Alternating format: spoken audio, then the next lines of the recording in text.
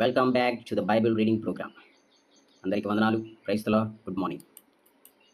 ఈరోజు మనం చూడాల్సిన అధ్యాయం ఏంటంటే 5వ అధ్యాయం, ఆదికాండం 5వ అధ్యాయం, the book of Genesis chapter 5. ఈ 5వ అధ్యాయంలో మనం నేర్చుకోవాల్సిన విషయాలు ఏంటంటే ఆదాము సంతానం గురించి తెలుసుకుంటాం, ఆదాము యొక్క వంశావళి గురించి తెలుసుకుంటాము అని మనం గుర్తుపెట్టుకోవాలి. సో మర్చిపోవద్దు, రీడ్ ద బైబిల్ ఎవ్రీడే అనే ఉద్దేశంతో దీన్ని చేయడం జరిగింది. ప్రతి ఒక్కరూ దీన్ని చదువుతూ ఉన్నప్పుడు బైబిల్ పక్కన పెట్టుకొని లైన్ టు లైన్ చూసుకుంటూ పోతే ఇంకా త్వరగా అర్థమవుతుంది. కాబట్టి దయచేసి అందరూ అలా చేయగలరని మనవి. So let's start our program. ఆదాము సంతతి అంటే ఆదాముకు ఎవరెవరు పుట్టారు, ఆదాము యొక్క సంతానం ఏమిటి, ఆదాము యొక్క వంశావళి ఈ అధ్యాయంలో మనం చూస్తాం. సో మొదటి వచనం, ఆదాము వంశావళి గ్రంథం ఇదే. దేవుడు ఆదామును సృష్టించిన దినమున దేవుని పోలికగా అతనిని చేశాను. సో దేవుడు ఆదామును సృష్టించిన దినమున దేవుడు ఎవరి పోలికలో ఆదామును చేశాడంటే దేవుని పోలిక. ఇక్కడ దేవుని పోలిక అంటే దేవుని లక్షణాలు కొన్ని ఆదాముకి ఆపాదించబడింది, అది మనం గమనించాలి. ఆదాము యొక్క వంశావళి గ్రంథం మొత్తం ఈ అధ్యాయంలో మనం చూస్తాం. సో నెక్స్ట్, మగవానిగాను ఆడదానిగాను వారిని సృజించి వారు సృష్టించబడిన దినమున వారిని ఆశీర్వదించి వారికి నరులని పేరు పెట్టెను. సో ఈ వచనంలో మనం ఏం చూస్తామంటే దేవుడు మనల్ని మగవానిగాను ఆడదానిగాను అంటే నరులను మనుషులను చేశాడు. మనిషిని మగవానిగాను ఆడదానిగాను చేసి సృష్టించబడిన దినమున ఉంటుంది కదా, ఆ దినమున దేవుడు ఆశీర్వదించి మనుషులను ఆశీర్వదించి వారికి నరులని పేరు పెట్టాడు. ఆశీర్వదించడం అంటే మీరు భూమి మీద నిండి ఫలించి అభివృద్ధి పొందండి అని దేవుడు చెప్పి ఆశీర్వదించి ఆ దినమున నరులని మానవులకి పేరు పెట్టారు. స్వయంగా నరులని పేరు పెట్టింది ఎవరో? దేవుడు. నెక్స్ట్, ఆదాము 130 ఏండ్లు బ్రతికి తన పోలికగా తన స్వరూపమున కుమారుని కని అతనికి షేతు అను పేరు పెట్టాను. సో ఈ వచనంలో మనం ఏం తెలియజేస్తుందంటే, ఈ వచనంలో మనం ఏం చూస్తాం, ఇక్కడ షేతును ఆదాము కన్నాడు కదా. ఆదాము షేతును కన్నప్పుడు అతనికి ఎన్ని సంవత్సరాలు అనేది మనం చూస్తాం. ఎన్ని సంవత్సరాలు? 130 ఏండ్లు. 130 ఏండ్లు అంటే 130 సంవత్సరాలప్పుడు ఆదాము షేతును కన్నాడు. తన పోలికగా తన స్వరూపముగా కుమారుని కన్నాడు. ఆ కుమారు ఎవరు? షేతు. అంటే హేబేలుకు ప్రతిగా షేతు పుట్టాడు. కయ్యను హేబేలుని చంపిన తర్వాత పుట్టిన వ్యక్తి ఈయనే, షేతు. గుర్తుపెట్టుకోండి, పేరు గుర్తుపెట్టుకోండి. ఆదాంకి పుట్టిన సంతానం షేతు. సో నెక్స్ట్ వచనం, షేతును కనిన తర్వాత ఆదాము బ్రతికిన దినములు 800 ఏండ్లు. సో అతడు కుమారులను కుమార్తెలను కనెను. ఆదాము బ్రతికిన దినములన్నీ ఎన్ని సంవత్సరాలు? 930 ఏండ్లు. అప్పుడు అతడు మృతి పొందెను. సో చూడండి ఫ్రెండ్స్, చూడండి, షేతును కనిన తర్వాత 130 సంవత్సరాలప్పుడు షేతును కన్నాడు. షేతును కన్న తర్వాత ఎన్ని దినములు ఆయన ఎన్ని దినములు బతికాడంటే 800 ఏండ్లు. అంటే 800 సంవత్సరాలు బ్రతికిన తర్వాత కుమారులను కుమార్తెలను కన్నాడు. అదేనా మీకు? 130 సంవత్సరాల తర్వాత షేతును కన్నాడు. సో షేతును కన్న తర్వాత అంటే షేతు పుట్టిన తర్వాత 800 సంవత్సరాలు బ్రతికాడు. ఆ మధ్యకాలంలో కుమారులను కుమార్తెలను కన్నాడు. సో ఓవరాల్గా ఆదాము బ్రతికిన దినములన్నీ మనం లెక్కగట్టుకుంటే ఎన్ని సంవత్సరాలు బ్రతికాడు ఆయన చూస్తే 930 ఏండ్లు. అంటే 930 సంవత్సరాలు ఆయన బ్రతికి అప్పుడు మృతి పొందాడు, అప్పుడు చనిపోయాడు అనేది ఈ వచనం మనం చూస్తాం. ఇది ఎవరి గురించి? ఆదాము గురించి. ఆదాము షేతుని కన్నాడు. సో నెక్స్ట్, షేతు 105 ఏండ్లు బ్రతికి ఎనోషును కన్నాడు. సో ఈ పేర్లను గుర్తుపెట్టుకోవడానికి ప్రయత్నం చేయండి. ఎనోషు మనం ఫస్ట్ చూసాం. ఆదాము నుండి షేతు, షేతు నుండి ఎనోషు. షేతు ఎవరిని కన్నాడు? ఎనోషును కన్నాడు. ఎనోషును కన్నప్పుడు షేతు యొక్క వయసు ఎంత? 105 ఏండ్లు. అంటే 105 సంవత్సరాలప్పుడు ఎనోషును కన్నాడు. నెక్స్ట్, అర్థమవుతుంది కదా. ఎనోషును కనిన తర్వాత షేతు 807 ఏండ్లు బ్రతికి కుమారులను కుమార్తెలను కనెను. సో అందరికీ ఇదే రిపీట్ అవుతుంది. సో ఇదే ప్రాసెస్ ఉంటుంది, గుర్తుపెట్టుకోవడానికి ట్రై చేయండి. ఎనోషును కన్నప్పుడు షేతు వయసు 105 ఏండ్లు. ఎనోషును కనిన తర్వాత అంటే ఎనోషు పుట్టిన తర్వాత 807 సంవత్సరాలు బ్రతికి కుమారులను కుమార్తెలను కన్నాడు. సో 807 సంవత్సరాల మధ్యకాలంలో అనేక పిల్లలు పెట్టారన్నమాట. అందరికి ఇదే ప్రాసెస్ రిపీట్ అవుతుంది, గుర్తుపెట్టుకోండి. సో షేతు బ్రతికిన దినములన్నీ 912 ఏళ్ళు. అప్పుడు అతను మృతి పొందాడు. షేతు ఎన్ని సంవత్సరాలు బ్రతికాడు అని అంటే 912 సంవత్సరాలు బ్రతికి తర్వాత చనిపోయాడు. నెక్స్ట్, ఎనోషు 90 సంవత్సరములు బ్రతికి కేయినాను కనెను. ఇక్కడ ఎనోషు ఎవరిని కన్నాడు? కేయినాను పుట్టినప్పుడు ఎనోషుకి ఎన్ని సంవత్సరాలు? 90 సంవత్సరాలు. సో అది మనం గుర్తుపెట్టుకోవాలి. నెక్స్ట్, కేయినాను కన్ని తర్వాత అంటే కేయినాను పుట్టిన తర్వాత ఎనోషు 815 ఏండ్లు బ్రతికి కుమారులను కుమార్తెలను కనెను. సో కేయినాను పుట్టిన తర్వాత ఎనోషు వయసు ఎంతంటే ఎనోషు 815 సంవత్సరాలు బ్రతికిన తర్వాత ఆ మధ్యకాలంలో కుమారులను కుమార్తెలను కన్నాడు. ఇదే చెప్పాం కదా, ఇదే రిపీట్ అవుతుంది. సో గుర్తుపెట్టుకోండి. సో ఏం లేదండి, చిన్న లాజిక్ పాయింట్ ఏంటంటే ఎనోషు ఎవరిని కన్నాడు? కేయినాను కన్నాడు కదా! ఇతను కన్న తర్వాత అతనికి ఎన్ని సంవత్సరాలు రాయబడి ఉంటుంది. ఎన్ని సంవత్సరాలు? 90 సంవత్సరాలు. 90 సంవత్సరాలు. సో, కేయినాను పుట్టిన తర్వాత ఇంకా కొన్ని సంవత్సరాలు ఉంటాయి కదా! ఇక్కడ 90, ఇక్కడ 815 ఏండ్లు అంటే 815 ఏండ్లు ఆ మధ్య కాలంలో ఎంతోమందిని కుమారులను కన్నాడు. కుమార్తెలను కన్నాడు. సో, ఆ కాలంలో.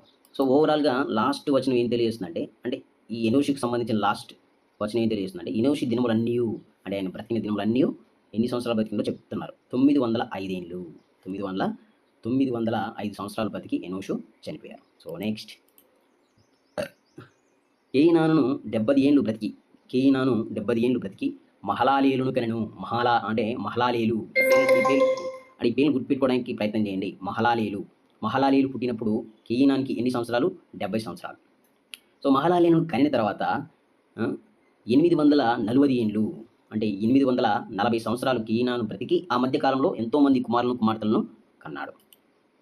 సో, చివరికి కేయినాను దినములన్నీయు 910 ఏండ్లు అప్పుడు అతను మృతి పొందెను. అంటే కేయినాను ఎన్ని సంవత్సరాలు బ్రతికాడు? 910 సంవత్సరాలు బ్రతికి కేయినాను అప్పుడు చనిపోయారు.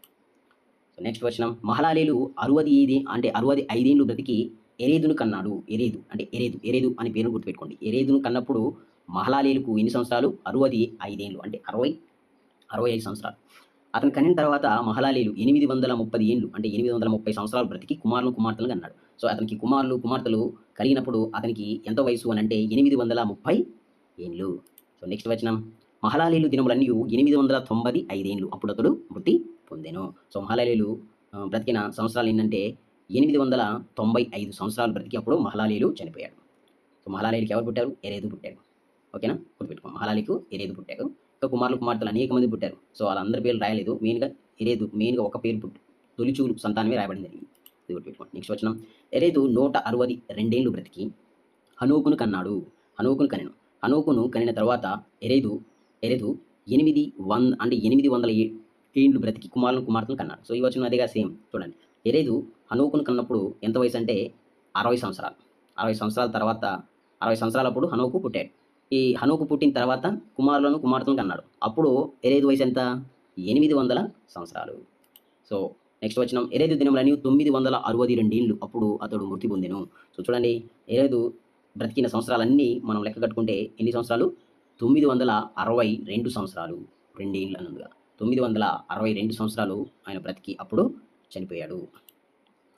నెక్స్ట్ హనోకు 65 ఏండ్లు బ్రతికి మెతూషేలను కనెను.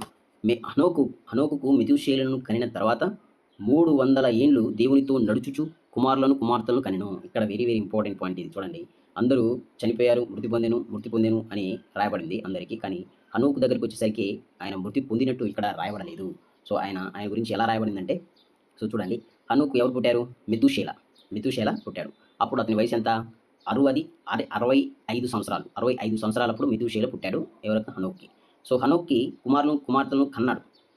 ఇప్పుడు 300 సంవత్సరాలప్పుడు కుమార్తెలను కన్నాడు కదా! అప్పుడు ఆయన చనిపోలేదు. చూడండి ఏం రాయబడిందో, దేవునితో నడుచుచు.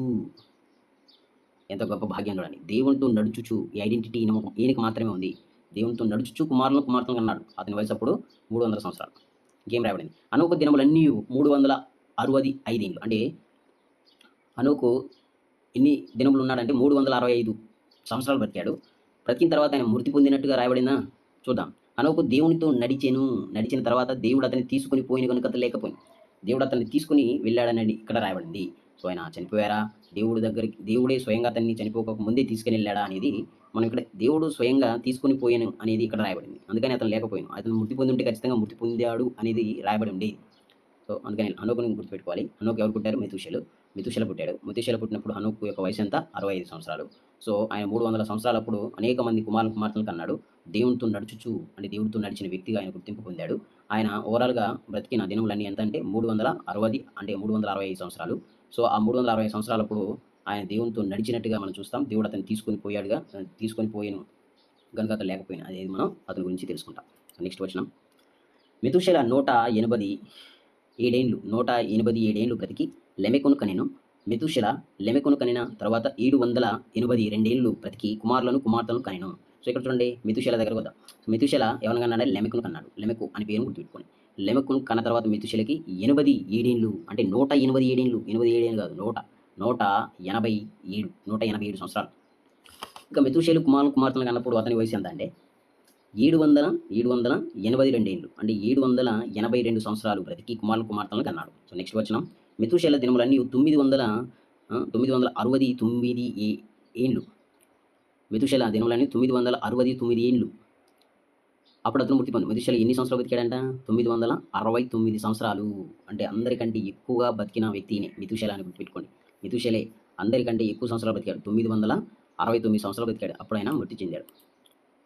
సో లెమెకు 182 ఏండ్లు బ్రతికి ఒక కుమారుని కని, భూమిని యెహోవా శపించినందున, అంటే యెహోవా శపించినందువలన కలిగిన మన చేతుల కష్టము విషయంలోను, మన పని విషయంలోను ఇతడు మనకు నెమ్మది కలుగజేయననుకుని అతనికి నోవహు అని పేరు పెట్టెను.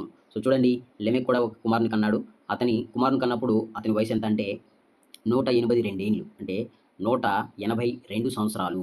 182 సంవత్సరాలప్పుడు కుమారుని కన్నాడు. ఆ కుమారునికి ఏమని పేరు పెట్టాడంటే నోవహు అని పేరు పెట్టాడు. సో నోవహు అని పేరు ఎందుకు పెట్టారంటే, భూమిని దేవుడు శపించాడు కదా, శపించడం వలన మన చేతులు కష్టము విషయంలోను, మనం చేసే పని విషయంలోను ఈ ఈ కుమారుడు మనకి నెమ్మదినిస్తాడు అనే ఉద్దేశంతో నోవహు అని పేరు పెట్టడం జరిగింది. నోవహు అనే మాటకి అర్థం ఏంటి? నెమ్మది. సో లెమెకు ఆ ఉద్దేశంలో అతన్ని కుమారునికి నోవహు అని పేరు పెట్టడం జరిగింది. సో ఇక్కడ కూడా డిఫరెంటే, నోవహు పేరు కూడా డిఫరెంటే. మనం గుర్తుపెట్టుకోవాల్సిన ఈ వంశావళిలో హనోకు ఒక వ్యక్తి, నోవహు వ్యక్తి గురించి మనం తెలుసుకోవాలి. అందరూ ఇంపార్టెంటే. సో వీళ్ళు స్పెషల్గా మనకు కనబడతారు అనమాట. సో నోవహుకు తర్వాత మెతుషెల ఎక్కువ సంవత్సరాలు బతికాడు. జస్ట్ నాలెడ్జ్ బేస్డ్గా అయితే మెతుషెల 969 సంవత్సరాలు బతికాడు. అది గుర్తుపెట్టుకోవడానికి చాలు. సో నెక్స్ట్, నోవహు పుట్టినప్పుడు లెమెకు వయసు ఎంత? 182 సంవత్సరాలు. అది గుర్తుపెట్టుకోవాలి. నోవహు అర్థం ఏంటి? నెమ్మది. సో ఎందుకు దేవుడు శపించడం వల్ల మనం కష్టపడి పనిచేస్తున్నాం కదా, ఆ కష్టపడి పనిచేస్తున్నప్పుడు అన్ని విషయాల్లో కూడా అతను మనకి నెమ్మది కలగజేస్తాడు కాబట్టి కుమారునికి నోవహు అని పేరు పెడదామనే ఉద్దేశంతో అతనికి ఆ పేరు పెట్టాడు. నెక్స్ట్ వచనం, లెమెకు నోవహును కన్న తర్వాత 195 ఏండ్లు బ్రతికి కుమార్తెను కన్నాడు. సో లెమెకు నోవహును కన్న తర్వాత అతని వయసు ఎంత? 195 సంవత్సరాలు.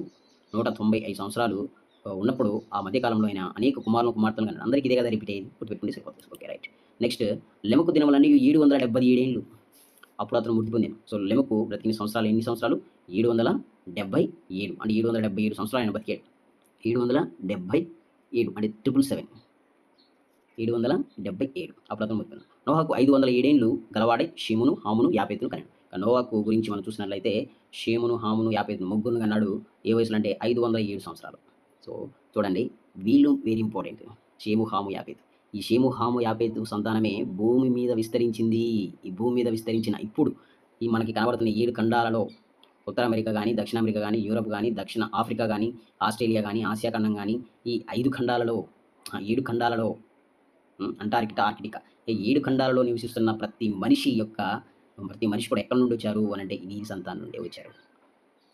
జల ప్రళయం జరిగింది కదా, ఆ జల ప్రళయంలో ఇప్పుడు మనం చదువుకున్న ఈ ఆదాము యొక్క వంశావళిలో పుట్టుకొచ్చిన ప్రతి ఒక్కరు అందరూ చనిపోయారు. వీళ్ళు మాత్రమే బతికారు. ఇప్పుడు మనం ఎవరి సంతానం అంటే షేము, హాము, యాపేతుల సంతానమే. గుర్తుపెట్టుకోవాలి. ఇది వెరీ వెరీ ఇంపార్టెంట్. అందుకే ఇక్కడ ఈ పిక్చర్ వేయడం జరిగింది, గుర్తుపెట్టుకోవాలి. సో ఇక్కడ చూడండి, ఒక టేబుల్ క్రియేట్ చేసిన టేబుల్ గుర్తుపెట్టుకోవడానికి ట్రై చేయండి. చూడండి, మొత్తం 10 మంది ఉంది. ఆదాము షేతుని కన్నాడు. ఎన్ని సంవత్సరాలు? 930 సంవత్సరాలు. షేతు ఎనోషుని కన్నాడు. ఎన్ని సంవత్సరాలు బతికాడు?